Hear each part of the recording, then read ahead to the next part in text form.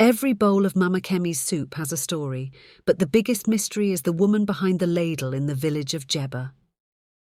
Mama Kemi was renowned for her unforgettable pepper soup, bursting with assorted meats and often paired with rice. The meat in her soup was large and succulent, with each piece practically melting in your mouth, making it a hearty delight that no one could resist. Her soup had a unique flavour, fresh, delicious, and nearly irresistible to everyone who tasted it. On every market day, Mama Kemi would arrive with her large cooking pots, ready to serve her eagerly waiting customers. A crowd would instantly form, with people lining up and even jostling each other, hoping to be served first. Mama Kemi's pepper soup quickly became the talk of the village, as those who tried it couldn't stop craving more. However, what truly amazed everyone was the affordability of her dishes, given how generous she was with the portions of meat. Villagers would murmur among themselves, wondering how Mama Kemi could make a profit while serving such large, juicy portions. Some speculated that she had a special vendor who sold her cheap meat, while others would simply laugh and say, "Who cares as long as we get to enjoy it? Who doesn't love a good deal?" Despite her popularity, Mama Kemi remained a mystery to the people of Jeba. Nobody knew where she lived or if she had a family. Anyone who dared to ask was either ignored or given the vague answer, "I come from the neighbouring village." If anyone pushed further, she would snap, "Are you here to buy food or to gossip?" The villagers didn't mind her attitude. They were too interested in her delicious cheap pepper soup. This continued, and Mama Kemi became so popular that people travelled from nearby villages just to taste her food. But soon, strange things began to happen in Jeba village. One afternoon, a young girl named Blessing went missing on her way back from school, followed by a farmer who went to his farm but never returned home. Next was a trader, and others. These disappearances always seemed to happen right before market day. The villagers reported to the Iya, their chief, who posted guards around the village, yet the cases only grew worse. Parents were afraid to send their kids to buy anything, and some even stopped sending their children to school. Everyone was scared, wondering who would be next. In the middle of this, the village continued to enjoy Mama Kemi's pepper soup because it was too sweet to resist, and the meat was so juicy, soft, and well-spiced. No one suspected Mama Kemi. The villagers whispered that it might be an evil spirit, or that the disappearances were caused by people from a neighbouring village. One day, a woman named Jennifer, who was also in the pepper soup business, grew frustrated. Her sales were small, and her customers always compared her meat to Mama Kemi's, urging her to cut her pieces larger like Mama Kemi did. Slowly, the few customers she had started going to Mama Kemi instead. This made Jennifer furious, so she decided to summon the courage to ask Mama Kemi where she got her meat and how she could afford to cut it so large and still sell it so cheaply. That evening, as Mama Kemi was packing her empty pot to leave, Jennifer, who had been watching, quickly rushed to meet her. "Please, I need your help. I noticed that the meat you use for your pepper soup is large and the flavour is very good. Could you please tell me which ingredients you use and where you get your meat? I'm struggling in my business, and my customers complain that my meat is small compared to yours. Please help me," Jennifer pleaded. Mama Kemi, who was always mean and harsh, shouted at Jennifer, "Mind your business, go and sort your own meat in the market, or are you looking for something to gossip about?" Disappointed, Jennifer left for her shop. That evening, Jennifer couldn't sleep. A lot was going through her mind. How was Mama Kemi able to maintain her customers with her harsh tone and rude character? I really need to find out where she buys the meat she sells so cheaply. The next day, Mama Kemi came to the market. People gathered as usual, some pushing themselves just to be served first. Mama Kemi sold out her food quickly, and as usual she packed up her pot to go. Jennifer, who had been patiently waiting for her to leave so she could follow her, believed Mama Kemi would buy some ingredients for her pepper soup.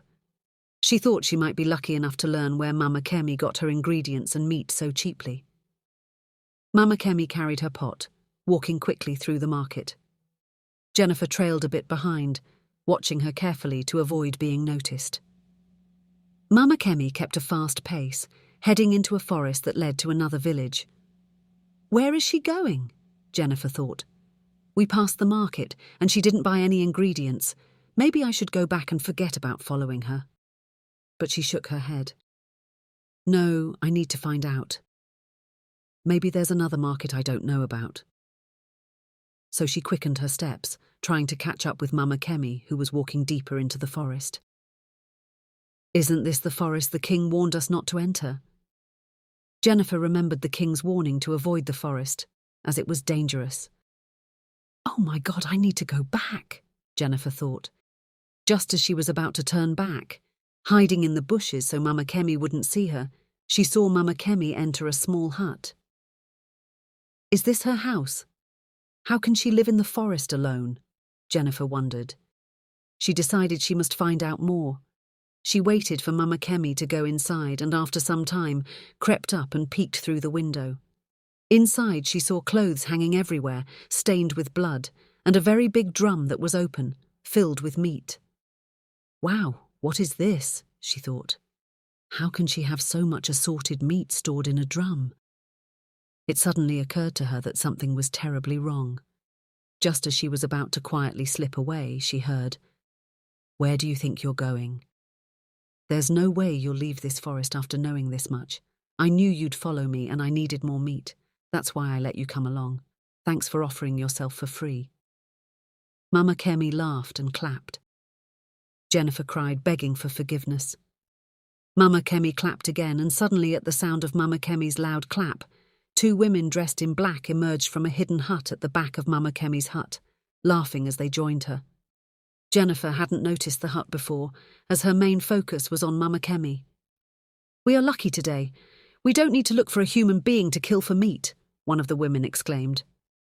"Human beings? You kill human beings?" Jennifer said, her eyes widening. "So this is why your meat is large and very cheap. You are evil, Mama Kemi," she cried, scared for her life. "Shut your mouth. If not for your busybody and long throat, you wouldn't be here," Mama Kemi commanded. The other 2 women in black dragged Jennifer inside another hut filled with smelly clothes and stains of blood. "Please spare me. I am an orphan," she pleaded. But as they dragged her inside, Jennifer noticed 2 young children were there crying. "What are you doing here?" she asked the kids. "They kidnapped us while we were playing," they cried helplessly. Jennifer was shocked. She now realized all the missing children were the work of Mama Kemi. "Oh God, help me! Save me and these children!" she cried, holding the 2 children, confused about what to do. "By tomorrow you all shall be dead," the women's voices rang in her ears. What do we do? How can I escape with these young children? A lot was going on in her mind. Mama Kemi and the 2 women were outside discussing with happy faces. "These 3 humans will be enough for the week. Can't you see how fresh Jennifer's body is? Her meat will be so sweet, and also the little children." They laughed. "I am tired today. The market was hectic. Let me go inside the hut and rest a bit," Mama Kemi said, leaving the 2 women outside to watch over Jennifer and the children. The 2 women were tired and needed rest too, so they decided to sleep a little before Mama Kemi came out. Jennifer, who was inside the locked hut, noticed she was no longer hearing voices. "Could they be sleeping?" she said, her heart beating in fear. "I need to do something. I cannot die, God forbid," she said. She noticed the key was locked outside the hut. "How can I open this?" one of the children asked. The hut door had a little space that something small could enter. "Okay, try and see if you can pass through there, but please be quiet so they will not notice," Jennifer urged. The boy lay flat, trying to roll with his legs and body like a snake through the hut door. Luckily, he was making progress. "Did you get the key?" Jennifer asked the boy who was outside already. "Thank God they forgot to lock it," he replied. "Okay, please gently remove the lock." The boy gently opened it, and Jennifer dragged the other child out. "Please, we have to run from here as far as we can. The journey is far. If they notice we are outside, we are doomed," she said. The children nodded in agreement, their faces filled with determination. They tiptoed quietly through the hut so that Mama Kemi would not find out immediately.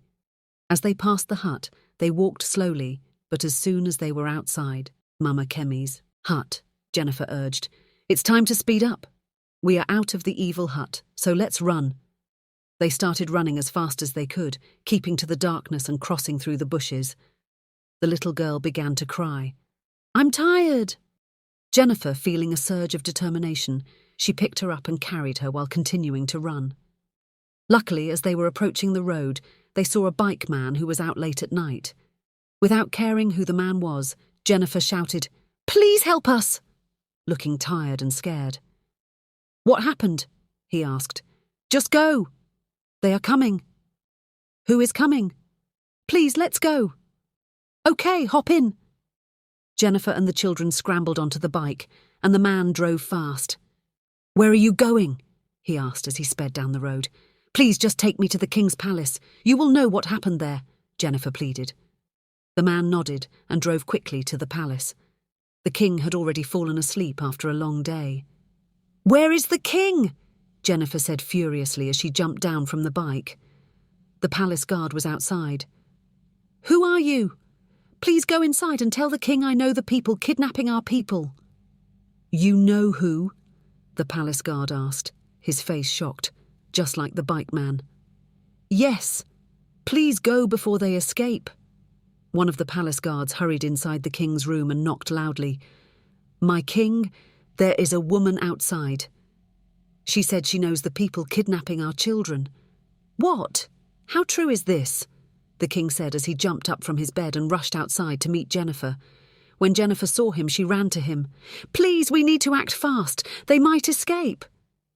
What do you mean? Calm down and explain. Jennifer took a deep breath and explained every detail to the king, who was surprised, confused, and relieved to hear the truth. Guards! He shouted. Follow this woman and make sure you go with your machetes. Anyone that refuses to follow you will either be brought alive or dead. Go quickly! The king took the two children inside the palace, while the bike man left with a smile, eager to share the good news with his family. Jennifer and the two guards walked quickly to catch up with the women before they could disappear. Meanwhile, Mama Kemi woke up and went outside. To her surprise, she couldn't see the two women. Where are they? She thought. She quickly went to their hut and woke them up. I thought I asked you two to look after the woman and the kids. Please go and check on them so we can begin the process, she urged.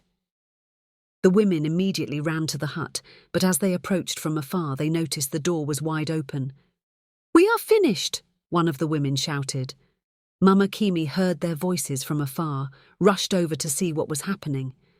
To her surprise, she saw the two women crying without Jennifer being there. What is happening here? Where are they? She asked, her face pale with fear. We just went to sleep. We don't know what happened, the women replied. What do you mean you don't know what happened? This is carelessness, Mama Kemi shouted angrily. We need to leave this village for another one. The villagers will come after us. Scared, the women rushed into their hut and started packing their few belongings. Meanwhile, Jennifer and the guards were already close to Mama Kemi's hut when they caught sight of Mama Kemi and the two women attempting to flee. Catch them! Jennifer shouted, pointing at Mama Kemi. The guards surged forward to capture Mama Kemi and the two women, warning them not to make any sudden moves. They were taken straight to the king's palace, where the king awaited their arrival. Outside, the king ordered the palace guards to lock the women up. He would handle their matter the next morning since it was getting late. The palace guards took Mama Kemi and the two women into a room and locked them up for the night. The next morning, the king ordered the town crier to go out and make an announcement, inviting the villagers to his palace urgently. The town crier spread the word throughout the village.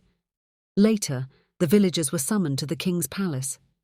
The king ordered his servants to bring the three evil women out, and they were brought before the astonished crowd. The villagers were shocked to see Mama Kemi looking so dishevelled and tied up, along with the two women. This is the reason people have been going missing, the king declared. For those of you who have been patronising this woman, just know that you have been eating human meat. Gasps of disbelief filled the crowd. You are evil! You deserve to be stoned to death! The villagers shouted, some crying while others cursed the women. The king explained every detail of what had happened as Jennifer had described. I summoned you all to inform you that there will be peace from now on in our village. You can see we have caught the kidnappers and will ensure they are dealt with." The villagers were relieved, some happy that the culprits had been found, while others were horrified at the thought of having consumed human meat all this while. The king rewarded Jennifer with goats, yams, and money for her help, while the 2 kidnapped children were taken to their parents by the palace guards. Mama Kemi and the 2 women were paraded around the village, where people threw stones and water at them, calling them evil. The king ordered them to be locked up in a dark room, where they would stay without food or water until they eventually died of starvation, not seeing the sun or drinking water. After months of being locked up and flogged without food or water, Mama Kemi and the 2 women eventually died, and their bodies were thrown out in the evil forest, where the bad people are buried. The village of Jeba became peaceful again, with no more cases of missing children. Jennifer, who now understood that life is a gradual process, began making progress in her business, believing that not all that glitters is gold. The moral of this story is to be mindful of what you eat and to never harm anyone as a replacement for meat. Thank you for watching this interesting story. Please like, comment and share this video to your loved ones, and don't forget to subscribe to our channel for more interesting folktale videos.